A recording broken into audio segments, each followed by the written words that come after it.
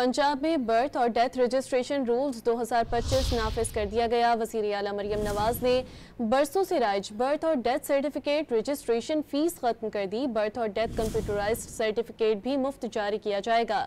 मजीद जानते हैं don news के नुमाइंदे अदनान शेख से। अदनान शेख, बताइएगा, फीस माफ कर दी गई है? आज बिल्कुल पंजाब में एक बार फिर एक तारीखी फैसला सामने आया है और पंजाब में बर्थ और डेथ रजिस्ट्रेशन फीस खत्म कर दी गई है और पंजाब भर में बर्थ और जो डेथ की रजिस्ट्रेशन थी इसे बिला मुआवजा करवाया गया है, जबकि मरियम नवाज की हिदायत पर बर्थ और डेथ कंप्यूटराइज सर्टिफिकेट भी मुफ्त जारी होगा। शहरी यूनियन काउंसिल और म्यूनसिपल कमेटी में 7 साल तक बिला मुआवजा इंदराज करवा सकते हैं। जी, तफसीलात से आपने आगाह किया, शुक्रिया।